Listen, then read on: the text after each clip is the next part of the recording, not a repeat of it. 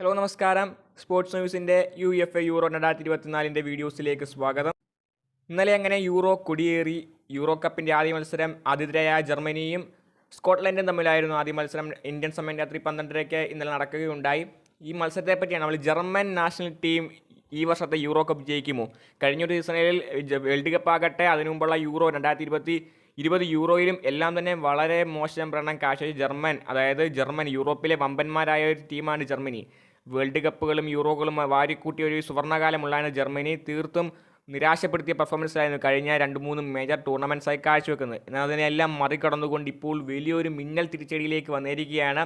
21 വയസ്സുകാരായ Jamal മുസിയാലയും Florian റിറ്റ്സും എന്തൊരു മായാജാലമാണ് കളിക്കളത്തിൽ കാഴ്ചവെക്കുന്നത്. ഇരുവരും ചേർന്ന് ജർമ്മനിയെ വലിയൊരിലേക്ക് ഇനി വീണ്ടും എത്തിക്കുമെന്ന് ഉറപ്പ് തന്നെയാണ് ഇന്നലത്തെ മത്സരം കണ്ടവർക്കറിയാം. ഇന്നലത്തെ മത്സരത്തിൽ കിക്ക് ഓഫ് ടൈം മുതൽ ഫൈനൽ വിസിൽ മുഴുങ്ങുന്നിടം വരെയും ജർമ്മൻ നാഷണൽ ടീം കളിച്ചത് ഒരു തീപ്പൊരി പ്രകടനം തന്നെയായിരുന്നു. സ്കോട്ട്ലാൻഡിനെ അവരുടെ ബോക്സിലേക്ക് ഒരു അണുവിടെ ഗ്യാപ്പില്ലാതെ കയറ്റിവിടാൻ ജർമ്മനി അനുവദിച്ചിട്ടില്ല. അവസാന നിമിഷം 86-ാം മിനിറ്റിലാണ് സ്കോട്ട്ലാൻഡ് ഗോൾ വലയൊന്ന് കുലുക്കുന്നത്. അതും ഓൺ ഗോളാണ്, അന്റോണിയോ റുഡിഗറിൻ്റെ ഓൺ ഗോളാണ്. തീർത്തും നിശബ്ദമായി ജർമ്മനാണ് നമ്മൾ കണ്ടത്. സ്കോട്ട്ലൻഡ് ആരാധകർ വളരെ വിഷമത്തോടെയാണ് തിരിച്ചു പോയത്. കളിയിൽ 5-1 എന്ന വമ്പൻ സ്കോർ ലൈനിലാണ് യൂറോ കപ്പ് തുടങ്ങിയിരിക്കുന്നത് ജർമ്മനി. സ്കോട്ട്ലൻഡിനെ അടിച്ച് നിരത്തിയെന്ന് തന്നെ പറയാം. കാരണം കളി കണ്ടവർക്കറിയാം, ആദ്യ പകുതിയിൽ 3-0 എന്ന സ്കോർ ലൈനിൽ ഒരവസരം പോലും ബോൾ പൊസിഷൻ വരെ 90% മേളിലും ജർമ്മൻ തന്നെയായിരുന്നു. ഒരു രീതിയിൽ അറ്റാക്ക് പോലും സ്കോട്ട്ലൻഡിൻ്റെ ഭാഗത്തു നിന്ന് കാണാൻ സാധിച്ചില്ല. മറുഭാഗത്താകട്ടെ രണ്ടാം പകുതിയിലേക്ക് വരുമ്പോൾ തികച്ചും സബ്സ്റ്റിറ്റ്യൂട്ടുകൾ ഇറക്കി, മികച്ച താരങ്ങളെ ഇറക്കി. ലിയോറോ സനയും ഫഗ്ബറും അടക്കമുള്ള താരങ്ങൾ ഇറങ്ങി. എങ്കിൽ പോലും സ്കോട്ട്ലൻഡിനെ പിടിച്ചിടാൻ സാധിച്ചില്ല ജർമ്മനിയെ. ജർമ്മനി വീണ്ടും കുതിച്ച് കയറുകയായിരുന്നു. 2 ഗോളുകൾ സ്കോർ ചെയ്തു. ശേഷം അവസാന നിമിഷമാണ് അന്റോണിയോ റുഡിഗറിൻ്റെ ഓൺ ഗോൾ വന്നത്.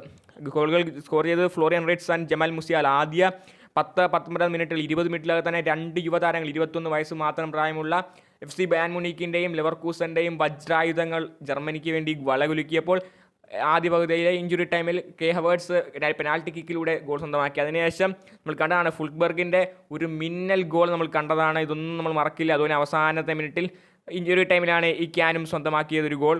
അപ്പോൾ കളിയിലെ ആദ്യ പകുതിയിൽ തന്നെ സ്കോട്ട്ലാൻഡിന് റെഡ് കാർഡ് കിട്ടിയിരുന്നു ആദ്യത്തെ പകുതിയിൽ ഇഞ്ചുറി ടൈമിൽ. അതുകൊണ്ട് തന്നെ 10 പേരായി ചുരുങ്ങിയ സ്കോട്ട്ലൻഡിന് ഒന്നും ചെയ്യാൻ സാധിക്കില്ല എന്ന് ഉറപ്പ് തന്നെയായിരുന്നു. കാരണം ആദ്യ പകുതിയിൽ തന്നെ തീർത്തും നിരാശപ്പെടുത്തിയ പെർഫോമൻസ് ഉള്ള ഒരു സ്കോട്ട്ലാൻഡ് പോലൊരു ടീം രണ്ടാം പകുതിയിൽ എന്ത് കാണിക്കാനാണ് നമ്മൾ ചോദിച്ചു പോകും. അത് തന്നെ സംഭവിച്ചു. ഒന്നും കാണിച്ചില്ല. ജർമ്മൻ തേരോട്ടം തന്നെയായിരുന്നു ജർമ്മനിയിൽ. അപ്പോൾ ആതിഥേയർ തുടങ്ങിക്കഴിഞ്ഞിരിക്കുന്നു. യൂറോ കപ്പിൽ ഏറ്റവും ഭയക്കേണ്ട ഒരു ടീമായി മാറിക്കഴിഞ്ഞിരിക്കുകയാണ് ജർമ്മനി. അപ്പോൾ കണ്ടിനറിയാം യൂറോ കപ്പ് ആര് വിജയിക്കുമെന്ന്. നിങ്ങളുടെ അഭിപ്രായം താഴെ കമൻറ്റ് ചെയ്യുക. വീഡിയോ ലൈക്ക് ചെയ്യൂ. സബ്സ്ക്രൈബ് മാത്രം പോവുക. അടുത്ത വീണ്ടും കാണാം.